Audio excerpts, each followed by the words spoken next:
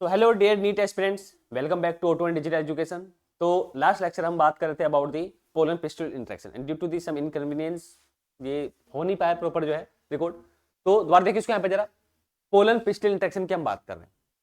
सबसे पहले तो पोलर पिस्टल इंटरेक्शन जो होगा ये आफ्टर दी पोलिनेशन, मतलब कि आफ्टर दी फर्टिलाइजेशन, ये मतलब आफ्टर दी पोलिनेशन क्या होगा, ये इवेंट होगा।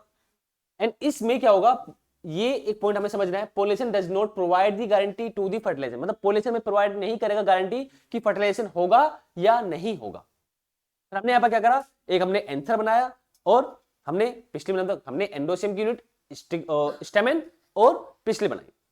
और हमने एक केस लिया कि अगर यहाँ पर पोलन ग्रेन कैसे हैं, इनकम्पेटेबल टाइप के, कैसे हैं इनकॉम्पेटेबल टाइप का पोलन ग्रेन लैंड हुआ है on the stigma during the pollination.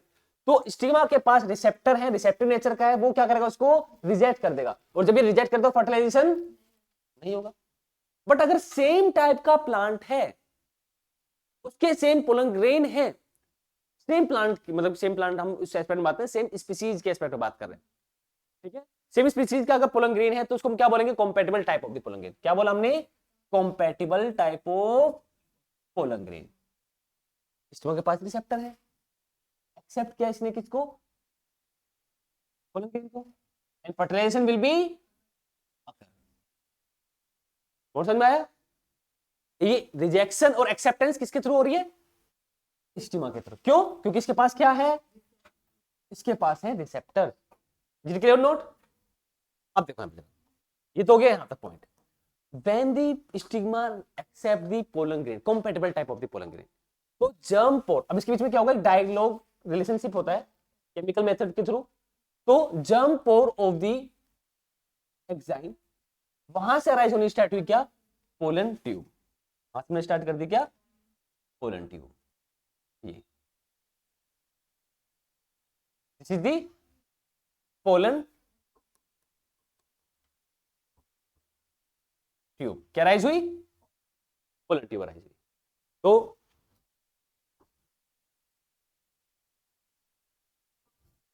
when compatible type of pollen grain land on stigma, so stigma accept the pollen grain, stigma accept pollen grains, stigma ने accept किया किसको, pollen grain को। And after that pollen tube arises, कहां से होगी, from germ पोर। मुझे एक बात बताओ, जर्म पोर से ही क्यों अराइज हुई पोलन ट्यूब, क्योंकि स्पोरोपोलिन वहां पर क्या है, एब्सेंट है। क्योंकि अगर स्पोरोपोलिन यहां पर प्रेजेंट होता तो यहां से भी नहीं हो पाती पोलन ट्यूब अराइज। एक पोर होता है पोलन ग्रेन के एक्साइन पर जहां पर स्पोरोपोलिन एब्सेंट होती है, for the rising of the pollen tube. और यही पोलन ट्यूब है जो कैरी करेगा किसको, जेनेटिव सेल को या मेल गैमीट को। जेनेटिव सेल को कब कैरी करेंगे, जब पोलन ग्रेन सेड हुए 2 सेल स्टेट में। अगर पोलन ग्रेन सेड हुए थे 3 सेल स्टेट में तो मेल गैमीट को कैरी करेगा। समझ में आया नहीं आया, आगे करते हैं इसको। तो when pollen grains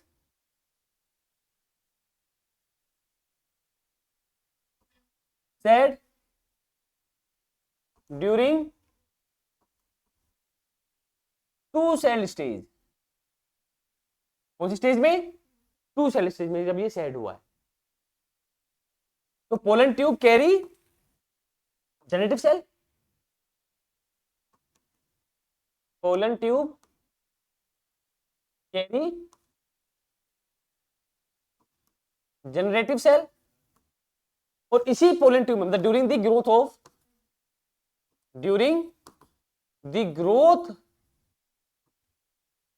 of pollen tube, growth of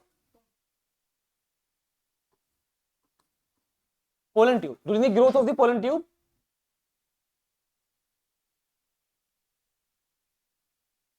generative cell है, generative cell divides mitotically, mitotically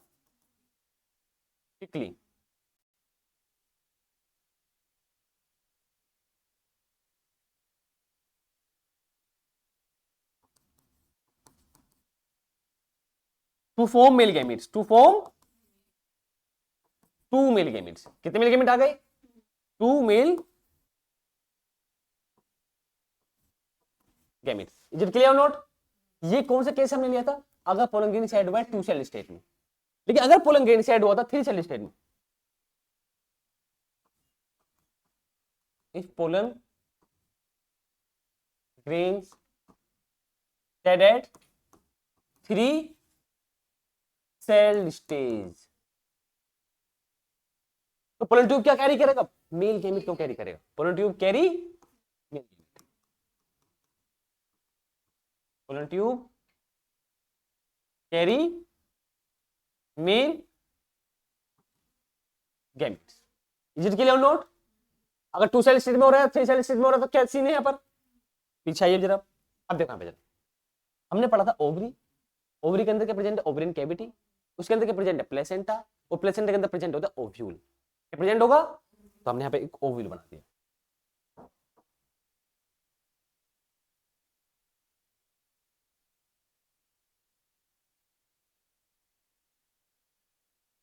हमने क्या बना दिया? ओव्यूल। और ओव्यूल के अंदर क्या प्रेजेंट होता है? एम्ब्रियोसैक, मैच्योर ओव्यूल है ये, तो हमने इसके अंदर बना दिया एम्ब्रियोसैक।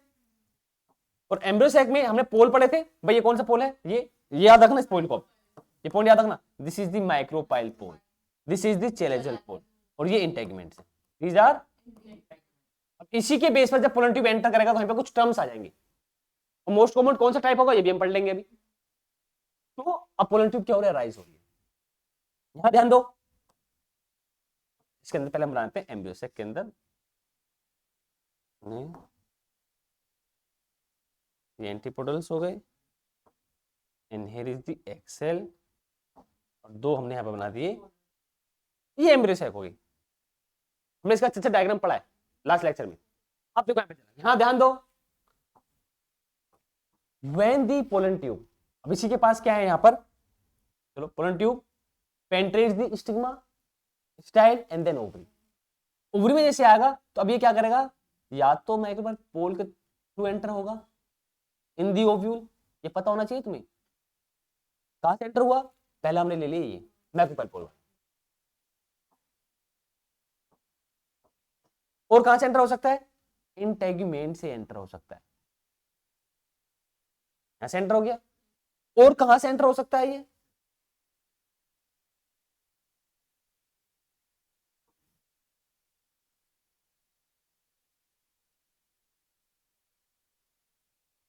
तो पहला, दूसरा हमने बोल दिया, तीसरा हमने ये वाला बोल दिया। अब समझो, when the pollen tube which carry the generative cell या मेल गैमेट्स बोल दो, क्योंकि जेनेटिव सेल डिवाइड हो जाएगी किसमें? पोलन ट्यूब की ग्रोथ के टाइम पर into the male gametes, mitotic division हो, याद रखना। क्योंकि जेनेटिव सेल की जो प्लोइडी थी वो क्या थी? एन हैप्लॉइड था ना, तो माइटोटिक डिवीजन होगा, उससे क्या बनेंगे? मेल गैमेट्स बनेंगे, वो भी कैसे होंगे? हैप्लॉइड ही होंगे। तो when the pollen tube enters from the micropyle pole, और माइक्रोपाइल पोल पर क्या नहीं होता? इंटेगमेंट नहीं, याद रखना ये। इसको हम बोलते हैं porogamy, most common type of the entry of the pollen tube into the ovule, most common type है ये। अब पॉइंट है कि मोस्ट कॉमन टाइप क्यों भाई? अगर मैं तुमसे अगर बात करूं, तुम्हारे घर पे जाने के दो रास्ते मान लो, एक है गेट के तुम इज्जत के थ्रू जा रहे हो, इज्जत के साथ है ना, एक है तुम गेट बंद हो गए दीवार कूद के जा रहे हो। कूदी दीवार बंद कभी तुमने? कभी नहीं कूदी? मैंने कूदी है, मैं क्यों बोल, मैंने कूदी है। जब हमारे गेट के घर के गेट लग जाते थे, मेन गेट, तो उस पर से दीवार कूदी हमने घर में एंट्री लेने के लिए। जैसे रात को लेट हो गए आने में, पापा को पता ना चले, वरना खुराक मिल जाएगी हमें। ठीक है, समझ में आया? Porogamy, most common type of the entry, यहां ध्यान दो, most common type of the entry of the pollen tube into the ovule कौन सा है? पोरोगेमी। अभी टर्म लिखूंगा मैं आगे। But when the pollen tube enter from the integuments, अभी तो हार्ड हो गया ना थोड़ा सा, इंटेगुमेंट क्या है? हार्ड एक लेयर ही तो है, तो बहुत कम लोग होंगे हम जैसे जो इंटेगुमेंट को तोड़ के जाएंगे अंदर, है ना? एक ही हो गया। एक कुछ ऐसे भी होंगे जो पीछे वाला गेट होगा उससे जाएंगे, घर में दो गेट होते हैं, आगे वाला भी होता है, पीछे वाला गेट भी होता है, तो कुछ लोग पीछे तरफ गए, तो जो मेन गेट से जा रहे हैं पोरोगेमी, जो दीवार कूद के जा रहे हैं इंटेगुमेंट वाला हो गया मीजोगेमी, और जो पीछे वाले गेट से जा रहे हैं उसको हमने बोल दिया चैलेंजोगेमी। बस ये टर्म याद रखो, समझ में आया नहीं आया? आ गया। तो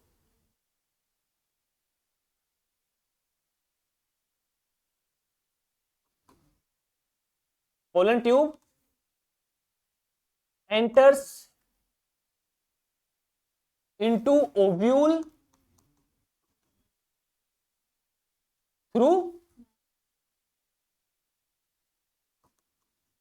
micropyle pole। अगर पोलन ट्यूब ऐसे एंटर होगी, माइक्रोपाइल पोल से एंटर होगी, तो उसको हमने क्या बोला? पोरोगेमी। और ये मोस्ट कॉमन टाइप का है, क्या बोला हमने इसको? पोरोगेमी। ये इंपॉर्टेंट है, समझ में आ रहा है नहीं आ रहा? But when the pollen tube enters, point एक ही हो गया, दूसरा पॉइंट क्या है? But when pollen tube enters, कहां से? फ्रॉम इंटेगमेंट्स, फ्रॉम इंटेगमेंट्स, इसमें इन ओव्यूल। इसको हम क्या बोलेंगे? मीजोगेमी। मीजो, इसका एग्जांपल कैजुअरिना हो गया, अगर एग्जांपल के तौर पर बात करें। थर्ड जो है, when pollen tube enters into ovule through चैलेंजल पोल। चैलेंजोगेमी हमने बोल दिया इसको, क्या बोल दिया हमने इसको? चैलेंजोगेमी। क्या बोल दिया हमने इसको? मोस्ट कॉमन टाइप कौन सा है? मोस्ट कॉमन टाइप जो होगा वो होगा ये पोरोगेमी वाला। सबसे ज्यादा जो फ्लोरिंग प्लांट में कौन सा पोलन ट्यूब कहां से एंटर करेगा? माइक्रोपाइल पोल से एंटर करेगा, उसी को हमने क्या बोल दिया? पोरोगेमी बोल दिया। कोई डाउट है? इसके एग्जांपल से क्वेश्चन नहीं पूछा है, बस पता नहीं मोस्ट कॉमन टाइप कौन सा है? पोरोगेमी है। अब एक चीज समझो, यहां देखो जरा, कंपेटेबल टाइप का जो पोलन वो लैंड हुआ ऑन द स्टिग्मा, स्टिग्मा ने क्या करा? एक्सेप्ट किया। जंप पोर से पोलन ट्यूब अराइज हुई, यही पोलन ट्यूब क्या कैरी कर रही है? Generative cell. अगर 2 सेल स्टेट में था, या 3 सेल स्टेट में है, तो मेल गैमेट्स को कैरी करेगा। अगर 2, ये याद रखना, 2 सेल स्टेट में अगर पोलन सेट हुआ था, तो जेनेटिव सेल का माइटोटिक डिवीजन कहां होगा? To form the male gametes, pollen tube के अंदर होगा। अभी हमने लिखा है ये, ठीक है? अब समझो, ये जो पोलन ट्यूब है, इसकी भी तो ग्रोथ हो रही है, और ये ग्रोथ कौन सी होगी? ये इंपॉर्टेंट है हमारे लिए, यहां से नीट का क्वेश्चन पूछा गया है। हमने पढ़े प्लांट में जो ग्रोथ होती है वो 2 टाइप की होती है, एक होती है ट्रोपिक मूवमेंट, एक होती है नास्टिक मूवमेंट। अगर तुम्हें याद हो तो क्लास 10 हमने पढ़ा था। ट्रोपिक मूवमेंट मतलब स्टिमुलस की डायरेक्शन के टूवर्ड्स होती है मूवमेंट, उसे हम क्या बोलेंगे? ट्रोपिक। अगर स्टिमुलस की डायरेक्शन पे डिपेंडेंट नहीं है वो मूवमेंट, तो वो नास्टिक मूवमेंट होगी। तो ये जो पोलन ट्यूब की जो मूवमेंट है ना, ये डिपेंडेंट है on the stimulus, direction of the stimulus पर। या तो इसके टूवर्ड्स है या इसका अपोजिट है, पर यहां पर क्या है? टूवर्ड्स है, टूवर्ड्स दी केमिकल स्टिमुलस। यहां पर क्या है? केमिकल्स है। तो इस ग्रोथ को हम क्या बोलेंगे? इस मूवमेंट को हम क्या बोलेंगे? कीमोट्रोपिक मूवमेंट हम बोलेंगे। तो पोलन ट्यूब सो, याद रखना, पोलन ट्यूब सो कीमोट्रोपिक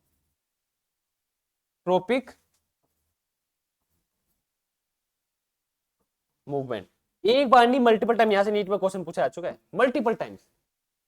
पता होना चाहिए तुम्हें, पोलन ट्यूब की मूवमेंट कौन सी होगी? कीमोट्रोपिक। कीमो मतलब क्या है यहां पर? ये केमिकल। ट्रोपिक मतलब ये जो मूवमेंट होगी पोलन ट्यूब की, वो डिपेंडेंट होगी on the direction of the stimulus, और जो स्टिमुलस है वो यहां पर क्या है? केमिकल्स हैं। That's why known as the chemotropic. लेकिन अगर स्टिमुलस की डायरेक्शन में डिपेंडेंट ना होता कोई भी मूवमेंट, उसको हम क्या बोलते हैं? Nastic movement. जैसे थिग्मोनास्टिक मूवमेंट, छुई मुई, टच मी नोट वाला प्लांट जो होता है, वो डिपेंडेंट नहीं होता डायरेक्शन ऑफ द स्टिमुलस पर। तुमने छुआ, वहीं वो मुरझा गया। समझ में आया नहीं आया? कोई डाउट है? अब देखो माइक्रोपाइल पोल से आ गया किसमें, एम्ब्रियो सैक में। अब एम्ब्रियो सैक में माइक्रोपोल से एंटर करेगा और हमें पता है माइक्रोपाइल पोल जो पोल होता है एम्ब्रियो सैक की कौन सी सेल होती है वहां पर, फिलिपोम अपैरेटस सिनर्जिड्स होते हैं, और सिनर्जिड्स कंटेन कर रहा है फिलिपोम अपैरेटस को। तो फिलिपोम अपैरेटस क्या करेगा, गाइड करेगा पोलन ट्यूब, ठीक है।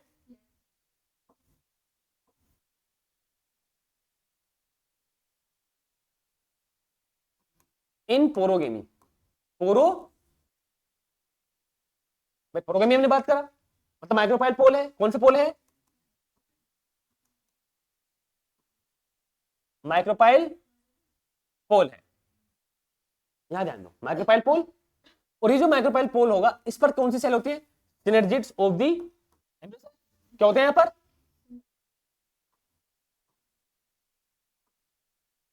Synergids of embryo sac. और इसी सिनर्जिड्स के पास क्या प्रेजेंट होते हैं,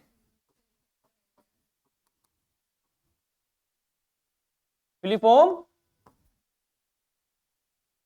अपैरेटस है। और यही फिलिपोम अपैरेटस गाइड करेगा किसको, पोलन ट्यूब को, गाइड पोलन ट्यूब। ये क्वेश्चन पूछा जाता है नीट में, एम्ब्रियो सैक की कौन सी सेल के पास क्या है और वो किसको गाइड करेगा, पोलन ट्यूब को गाइड करेगा। हिंदी एम्ब्रियो, दो मेल गेमीट है, डबल फर्टिलाइजेशन होता है, एक मेल गेमीट फ्यूज करेगा किसको, एक्सेल को, दूसरे मेल गेमीट फ्यूज करता है किसको, पोलर न्यूक्लियाई को, to form the primary endosperm nucleus. और एक वाले से जो जो एक्सेल को फ्यूज कर रहा था मेल गेमीट, उससे क्या बनेगा, जाइगोट बनेगा। और वो हम पढ़ेंगे नेक्स्ट क्लास में, ठीक है। एक मिनट रुकिए,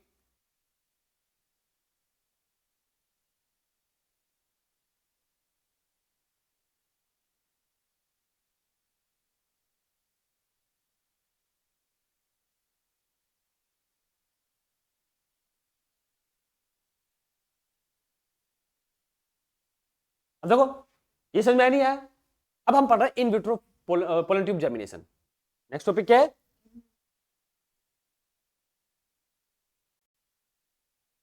in vitro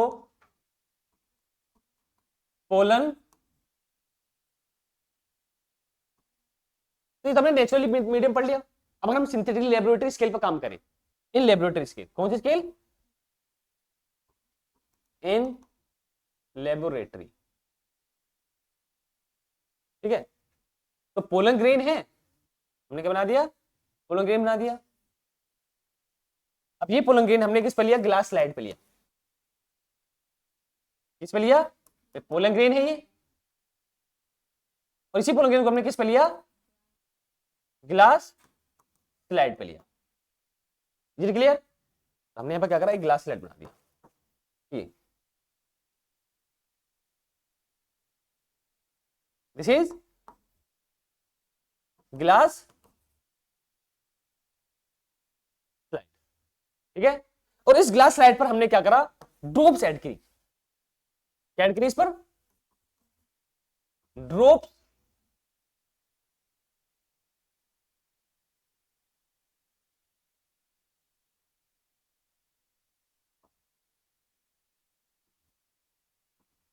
drops of 10% sugar solution, 10% sugar solution लिया है, boric acid, calcium, magnesium and potassium. और इसके जब हमने ड्रॉप किया उसके 15 मिनट बाद, आफ्टर